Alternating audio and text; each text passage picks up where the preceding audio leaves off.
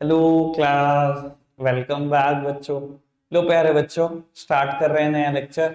बेटा, last lecture में ये आखिरी केस स्टडी थी जिसकी हमने चर्चा की थी। आज बात को आगे बढ़ाएंगे। बाबू, हमने उस दिन ये समझ लो सिर्फ 7 केस स्टडीज की हैं। ठीक है जी, आज का टारगेट है कम से कम 22 तक पहुंचना। ठीक है जी। और उसके बाद बेटा एक और लेक्चर, फिर हम बची हुई सभी केस स्टडीज खत्म कर पाएंगे। बेटा, रिक्वायरमेंट पढ़ते हैं पहले केस की। Identify the factor affecting fixed capital requirement of Fashionate private limited. और उसके बाद बेटा केस पढ़ लेते हैं। कहता है Radhika and Vani who are young fashion designers left their job with a famous fashion designer chain to set up a company Fashionate private limited. They decided to run a boutique during the day and coaching classes for the entrance examination of NIFD in the evening. For the coaching center, they had a first floor of the nearby building. Their major expenses was the money spent on photocopying of notes for their student.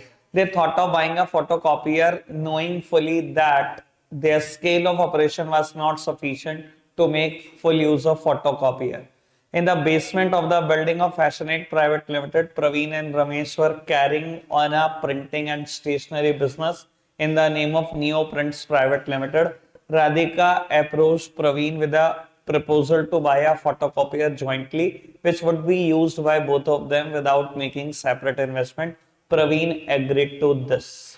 Babu, fix capital में ना एक factor add कर लो जिसने नहीं किया हुआ, level of collaboration. Level of collaboration बेटा NCERT में हेडिंग है। वैसे बेटा कोलैबोरेशन का बड़ा सिंपल सा मतलब होता है। बेटा कोलैबोरेशन का मतलब पार्टनरशिप से होता है। ठीक है ना बेटा। बाबू, अगर आपने फोटोकॉपियर मशीन अकेले नहीं खरीदी, किसी के साथ ज्वाइंटली खरीद लिया है, तो आपकी फिक्स कैपिटल रिक्वायरमेंट अचानक से ही आधी रह गई है। ठीक है ना जी। और मैं बोलूं, अगर लेवल ऑफ कोलैबोरेशन इस हिसाब से डिसाइड हुआ है कि आपने कहा भैया मेरी तो बहुत ही कम यूज है, आपकी स्टेशनरी का काम है, आपका प्रिंटिंग का काम है, आपका बहुत ज्यादा यूज है, हमारा कोलैबोरेशन ऐसे होना चाहिए 25-75, कि मैं 25% वैसे डालूंगी फोटोकॉपीइंग मशीन में, आप डालोगे 75%, क्योंकि आप ज्यादा यूज करोगे, हम तो कुछ भी नहीं करेंगे। तो बेटा जिस हिसाब से लेवल ऑफ कोलैबोरेशन होगा उस हिसाब से फिक्स कैपिटल रिक्वायरमेंट कम होती चली जाएगी। समझ में आती है बेटा बात? क्लियर है? ओके, बढ़ाएं बात को आगे। सिंपल फैक्टर था बाबू। काम की बात, काम का केस। और मैं तो चाहता हूं 2-4 और न्यूमेरिकल वाले केस आने ताकि क्लैरिटी में और अच्छे से दे पाऊं आपको। कहता है के limited is a company manufacturing textiles. It has a share capital of 60 lakhs. In the previous year, its EPS was 0.50. For diversification, the company required an additional capital of 40 lakhs. The company raised fund by issuing 10% debenture for the same. During the year, the company earned a profit of 8 lakh on the capital employed. It paid taxes 40%. कहता है state whether the share holder gained और lost in respect of EPS on diversification. Show your working clearly. बेटा कहता है clearly बता दो share holder को फायदा होगा या नुकसान। मैं बता सकता हूं सर नुकसान होगा। मुझे नहीं पता आपने क्या किया, लेकिन मैंने आपको पहले कहा था सीधा ईवीआईटी लिखना मत शुरू कर देना। मुझसे तो भैया ये काम होगा नहीं, मैं तो पहले आरओआई निकालूंगा। बेटा आरओआई क्या बताता है, क्या कमा रहे हैं हम, कितने रुपए लगाकर। बेटा उसने कहा कंपनी ने 8 लाख रुपए कैपिटल एम्प्लॉयड पे कमाए। अगर याद हो बेटा, मैं आपको बता रहा था इसको हम अकाउंट्स में आरओसी भी बोलते हैं, रिटर्न ऑन कैपिटल एम्प्लॉयड भी बोलते हैं। ठीक है ना जी। बाबू 8 लाख रुपए आपने कमाए हैं इस साल में, कंपनी के लगे कितने हुए हैं भैया? शेयर कैपिटल तो पहले ही 60 लाख की लगी हुई थी। इस साल आपने 40 लाख रुपए और ले लिए 10% डिवेंचर से, मतलब करोड़ रुपए लग गए ना आपके। 60 पहले लगे हुए थे, 40 अब। तो बेटा आपने 1 करोड़ रुपए लगाकर, मतलब 100 लाख रुपए लगाकर 8 लाख रुपए कमाए। दैट मीन्स बेटा आप 8% कमा रहे हो, which is less than the interest rate, क्योंकि इंटरेस्ट रेट 10% है मेरा। सर कभी फायदा होगा क्या ऐसी सिचुएशन में? हमेशा लोन लेने से नुकसान होगा ना। तो बेटा वो नुकसान साबित करना है, 1 मिनट में कर देंगे। अब भैया मेंटल थॉट तो क्लियर हो गया ना कि लॉस होने वाला है। अब तो भैया कैलकुलेशन कैलकुलेशन करनी है। और आप जस्टिफाई कर पाओगे उस कैलकुलेशन को।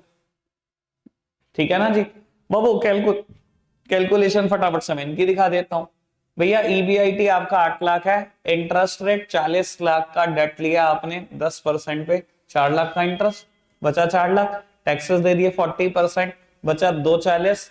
बेटा 60 लाख इक्विटी शेयर से लिए थे, 10 रुपए का एक शेयर, 6 लाख से इसको डिवाइड कर दो, कितना आ गया 40 पैसे, पिछले साल 50 पैसे था, वो तो लॉस होना ही था, पता ही था।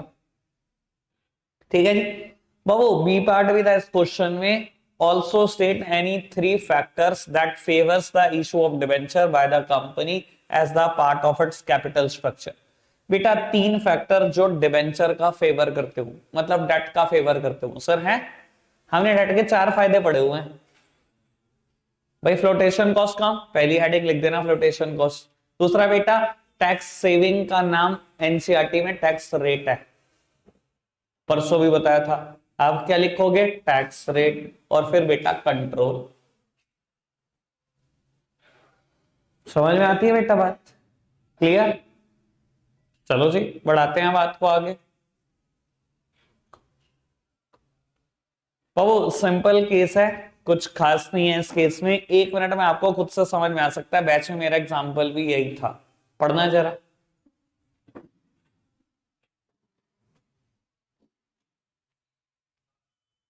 ठीक है बेटा, समझ में आ गई?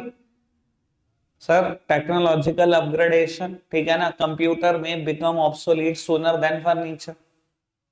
मैं भी तो ऐसे ही बोलता था, कंप्यूटर जल्दी ऑब्सोलीट हो जाता है भैया, फर्नीचर में क्या टेक्नोलॉजी है, फर्नीचर भी ऑब्सोलीट होने लगा।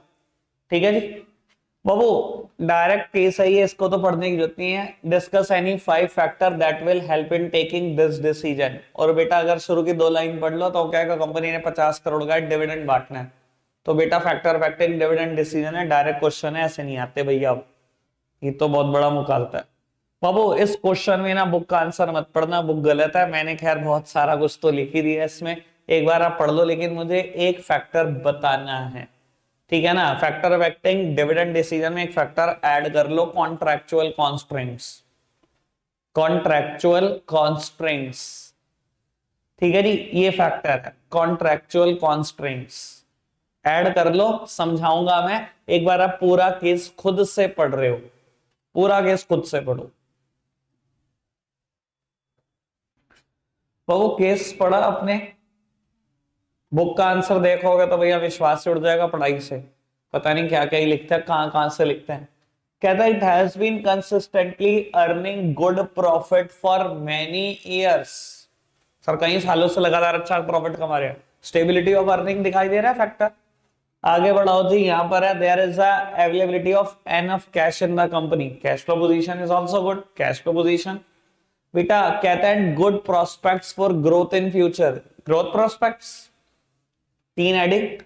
कहता है it is a well managed organization and believe in the quality and the equal employment opportunity and the good remuneration practices. It has many shareholder who prefer to receive a regular income from their investment. Shareholder preferences add करा चुका हूं ना, shareholder preferences पहले adding, ये काम की बात है। खैर मैं बता देता हूं बेटा, जब भी कोई कंपनी किसी फाइनेंशियल इंस्टीट्यूशन से लोन लेती है, सर बैंक से लोन लेने में और फाइनेंशियल इंस्टीट्यूशन से लोन लेने में ना कुछ चेंजेस रहते हैं।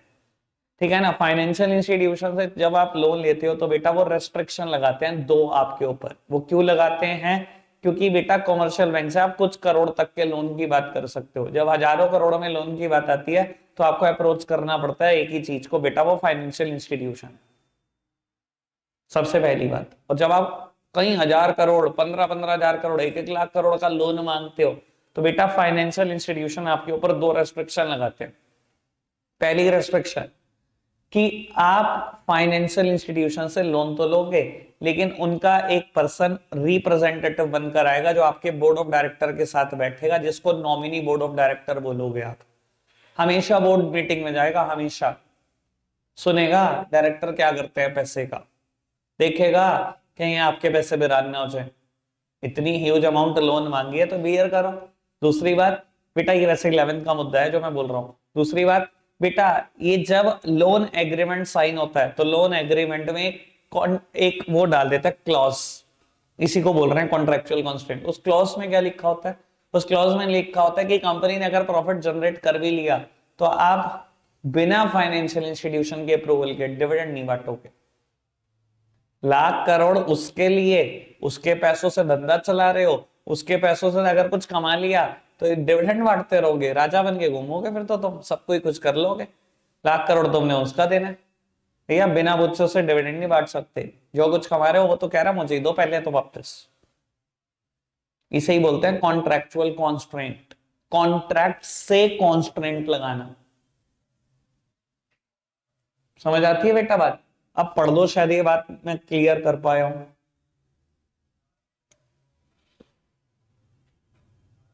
ठीक है, क्लियर? बढ़ना है आगे, चलो जी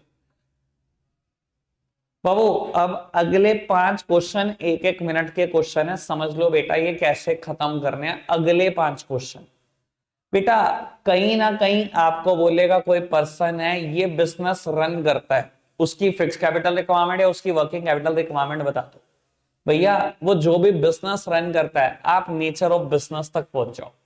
जैसे इसने कहा Amit is running a advertising agency and earning a lot by providing this services to the industries, state whether the working capital requirement of the firm will be less और more, give reason in support of your answer. भैया उसने पूछा working capital requirement ज्यादा है या कम है? भैया advertising agency है, what is the nature of business? Services है, सर्विसेज में बेटा वर्किंग कैपिटल रिक्वायरमेंट हमेशा कम होती है। याद करो कंक्लूजन। क्यों? सर्विसेज को इन्वेंट्री की क्या जरूरत है? भैया मैंने अपने एग्जांपल दिया था, अगर याद हो आपको, वर्किंग कैपिटल में कि मुझे बाबू वर्किंग कैपिटल में क्या चाहिए? एक रेंट चाहिए, एक थोड़ा सा सैलरी के वैसे, एक इलेक्ट्रिसिटी बिल, और क्या चाहिए? याद है ना? मैंने कोई इन्वेंट्री तो मेंटेन करनी नहीं कि मेरी वर्किंग कैपिटल रिक्वायरमेंट बहुत ज्यादा है, मेरी तो वर्किंग कैपिटल रिक्वायरमेंट बहुत कम है। 5 क्वेश्चन है बैक टू बैक, समझ में आया? एक मैंने बता दिया, अगले आपको पढ़ने हैं। अच्छा ठीक है, चलो जी देखते हैं बेटा।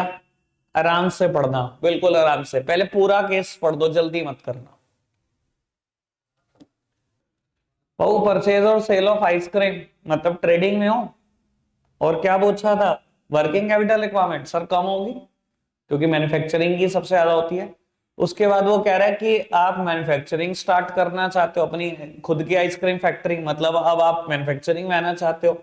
तो बेटा अगर मैन्युफैक्चरिंग में आना चाहते हो तो फिक्स कैपिटल रिक्वायरमेंट को अफेक्ट करने वाले 2 फैक्टर, कोई भी 2 फैक्टर लिख देना। ठीक है जी, चलो जी बढ़ाते हैं बात को आगे। पढ़ना जी केस।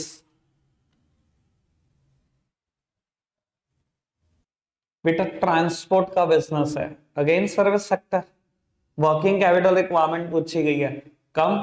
आगे पूछा गया further Amar want to expand and diversify his transport business, explain any 2 factor that will affect the fixed capital.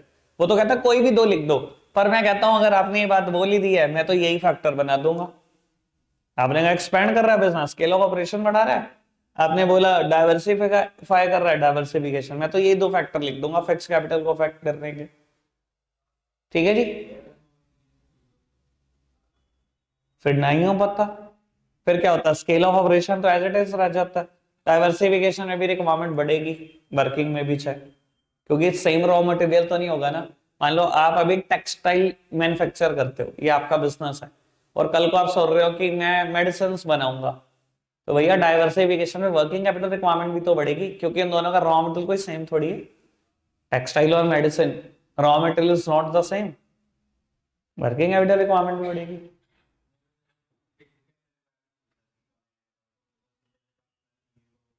नहीं, जो उसने तो ये कह दिया एनी 2 फैक्टर, वो तो नहीं कह रहा कि ये लिखो, मैंने तो ऐसे उठा दिया।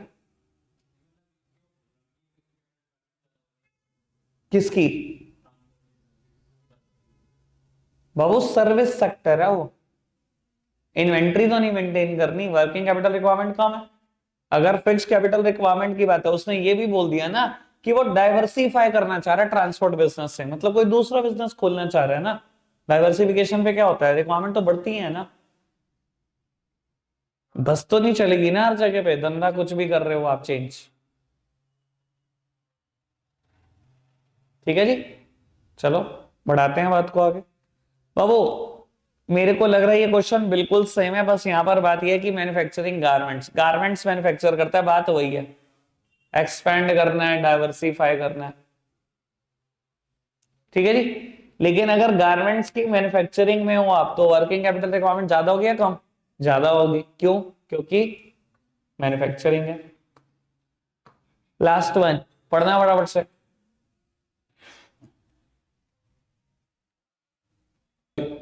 बाबू warehousing business, again service sector है, बाकी तो हो ही गया होगा। ठीक है, चलो बढ़ाते हैं बेटा बात को आगे। अच्छा केस, बढ़िया सिंपल और बढ़िया पढ़ना। पहले रिक्वायरमेंट पढ़ना, अगर दो से ज्यादा झेल पाओगे तो तीनों पढ़ लेना।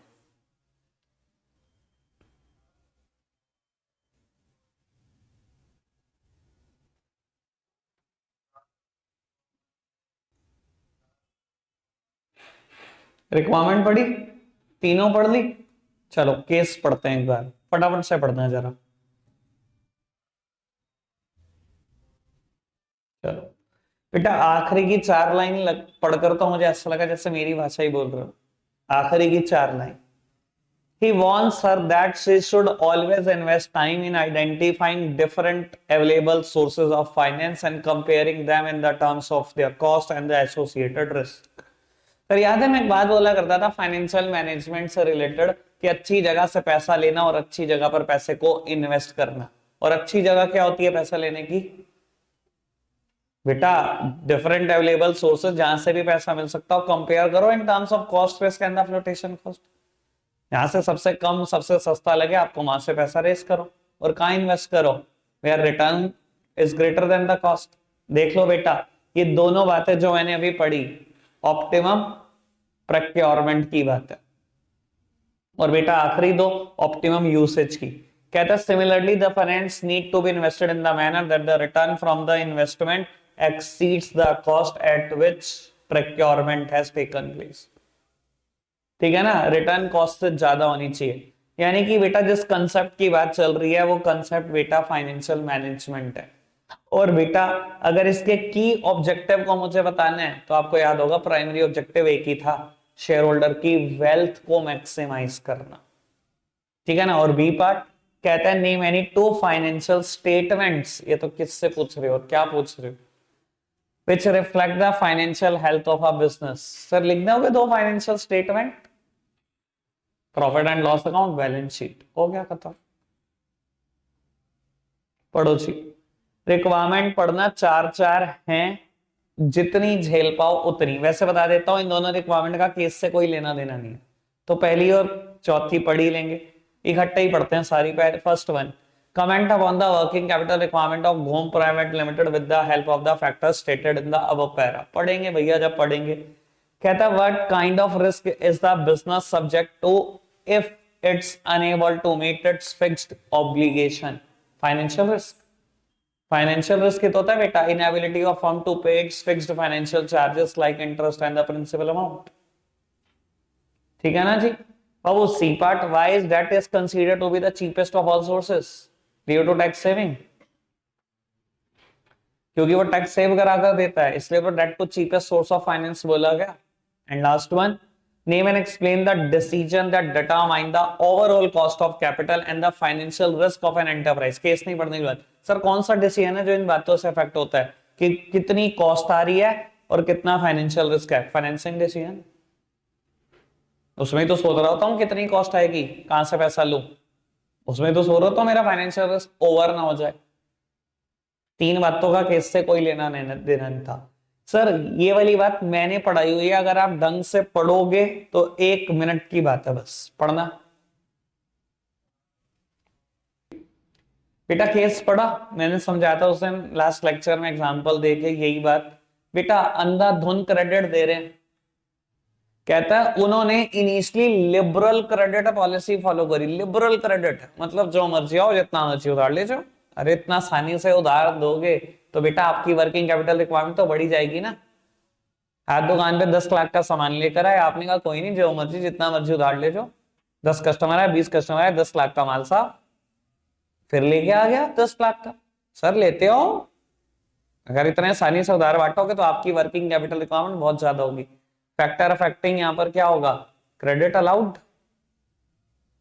ठीक है ना जी, कोई दिक्कत तो नहीं। चलो जी बढ़ाते हैं बात को आगे।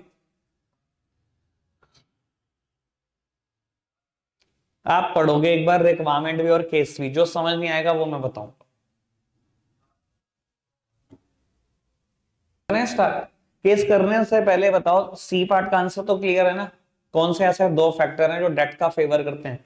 अभी तीन बताए थे ना, flotation cost, tax rate, control, तीनों फेवर करते हैं ना, कोई दो तो लिख ही देंगे। बाबू ए और बी के पार्ट का आंसर आपको ढूंढना है, वो ढूंढ लेना, केस पढ़ लो। चलो बेटा, ए पार्ट का आंसर क्या है? कौन से दो डिसीजन की बात चल रही है? फाइनेंशियल डिसीजन, इन्वेस्टमेंट डिसीजन की और फाइनेंसिंग डिसीजन की। भैया वो दो नए अम्यूजमेंट पार्क खोल रहा है भैया, इन्वेस्टमेंट ही तो कर रहा है, और कहां से पैसा आएगा यही तो सोच रहा है। ठीक है, ईपीएस क्यों गिर रहा है? ROI less than interest rate. ठीक है जी, चलो जी, मैंने वैसे आंसर लिखे हुए हैं, बस आपको केस ही पढ़ना है। पहले रिक्वायरमेंट देन केस। बेटा कल हो चुके हैं ना दोनों डिस्कस, एक कल हो चुका सॉरी, एक आज करा। बाबू वो अपने ब्रदर इन लॉ के साथ दुकान मिलकर खोल रहा है। Sir level of collaboration, partnership करते ही धंधा आधा आधा करना पड़ गया इन्वेस्टमेंट में। ठीक है जी, और उसके बाद बेटा कहीं ना कहीं रेंट पे दुकान ले रहे हैं, तो फाइनेंसिंग ऑल्टरनेटिव है, फिक्स कैपिटल तो लगी नहीं रही। ठीक है ना, इसने कुछ सीख लिया जिंदगी से। सारी खुदाई एक तरफ, जोरू का भाई एक तरफ, ब्रदर इन लॉ। चलो जी बेटा, केस पढ़ना आप। ठीक है जी, और एक चीज का मैं डिस्कशन करूंगा बस इसमें, नया फैक्टर कहता है identify and explain the type of financial decision taken by Arun, यानी कि इन्वेस्टमेंट, फाइनेंसिंग या डिविडेंड में से एक सोचना है। Identify the three factor mentioned in the para which are likely to affect the working capital requirement. तीन में से दो आपको पता है, एक बताना है मैंने, एक बार फटाफट से पढ़ लो। तो पढ़ा किस? पर्सन मैसूर जा रहा है, मैसूर में बेटा अगरबत्ती बनाने के सभी रॉ मटेरियल रेडीली अवेलेबल है। ठीक है जी, उसने वो चीज देख भी ली, सब कुछ देख लिया बेटा, और उसको पता लगा जिन प्रोड्यूसर से वो अदर रॉ मटेरियल खरीदने वाला है वो लिबरल क्रेडिट पॉलिसी फॉलो करते हैं। साथ ही साथ उसने देखा अगरबत्ती बनाने का जो टाइम पीरियड है वो बहुत ही कम है। बेटा अगर producer of other raw material liberal credit policy follow करते हैं, मतलब आराम से उधार मिलता है, तो मेरी वर्किंग कैपिटल रिक्वायरमेंट तो कम हो गई ना। मुझे क्या करना है? उधार लेकर आना है, नगद बेचना है, बाद में उतारता रहूंगा। मैंने अपना क्या लगाया बिजनेस में? कुछ भी नहीं। सर हेडिंग है यहाँ पर क्रेडिट अवेल्ड। सर समझते हो ना क्रेडिट अलाउड और अवेल्ड में फर्क? अलाउड मतलब आपका क्रेडिट देना, और बेटा क्रेडिट अवेल्ड का मतलब आपको क्रेडिट मिलना। Credit availed. Sir production cycle, production cycle क्या होता है? रॉ मटेरियल से WIP, फिनिश गुड्स, उधार पर बिकना मतलब डेटर और कैश, ये एक साइकिल प्रोडक्शन साइकिल है। सर जल्दी जल्दी अगर प्रोडक्ट बन रहा है तो भैया जितना छोटा प्रोडक्शन साइकिल उतनी कम वर्किंग कैपिटल रिक्वायर्ड। याद होगा लिकर का एग्जांपल दिया था वैसे। दो बातें। तीसरी बात सर बड़े काम की बात, बेटा यहाँ पर एक हेडिंग, एक और फैक्टर ऐड होगा वर्किंग कैपिटल में, अवेलेबिलिटी ऑफ रॉ मटेरियल। बेटा अवेलेबिलिटी ऑफ रॉ मटेरियल का क्या मतलब होता है? देखो बड़ी सिंपल सी बात है, अगर मैं कहूं आप सहारनपुर सिटी में बैठकर हौजरी गुड्स बना रहे और इतना हौजरी का रॉ मटेरियल यहां पर मिलता है कि कोई अंत नहीं है, तो सर आपकी वर्किंग कैपिटल रिक्वायरमेंट सच में बहुत कम होगी। क्यों? क्योंकि बेटा आपको ज्यादा स्टॉक खरीद के करना क्या है? लोकली तो मिलता है, 2 किलोमीटर दूरी तो मिलता है, थोड़ा सा खरीदो, बनाओ, बिक जाए और खरीद लो। और मैं कहूं बेटा नहीं, आपका रॉ मटेरियल तो दिल्ली से आता है, तो सर फिर आपकी वर्किंग कैपिटल रिक्वायरमेंट ज्यादा होगी। क्यों? क्योंकि दिल्ली रोज नहीं जाया जा सकता। फिर आप क्या करोगे? लाखों का माल एक बारी में खरीद कर लेकर आओगे। सेम बात इसके लिए। भैया मैसूर में ही जाकर अगरबत्ती बना रहा, सारा रॉ मटेरियल मैसूर के अंदर ही मिलता है, तो भैया अगर अवेलेबिलिटी ऑफ रॉ मटेरियल इतना इजी है तो बेटा आपकी वर्किंग कैपिटल रिक्वायरमेंट तो बहुत कम है। थोड़ा सा बनाओ, बिक जाए और ले आओ। बराबर नहीं तो मिल रहा है रॉ मटेरियल, लेकिन अगर मैं कहूं अगर मिल ही रहा है बेटा 200 किलोमीटर दूर, 250 किलोमीटर दूर, तो बेटा आपकी वर्किंग कैपिटल रिक्वायरमेंट नेचुरली बहुत बढ़ जाएगी, क्योंकि 200-250 किलोमीटर दूर रोज नहीं जाया जाएगा। क्लियर है बेटा बात? समझ में आती है? चलो जी, 22 का टारगेट था, टारगेट डन है। वैसे तो वो एक न्यूमेरिकल ही करा दिया जाए। अच्छा, आपसे ही करा दिया जाए, मैं क्यों करूं, क्योंकि मैंने तो बड़े न्यूमेरिकल कर दिए। एक न्यूमेरिकल कर दो, एनफ टाइम है, अभी 7-8 मिनट है। वो ये करना न्यूमेरिकल, ये न्यूमेरिकल करो। करो करो।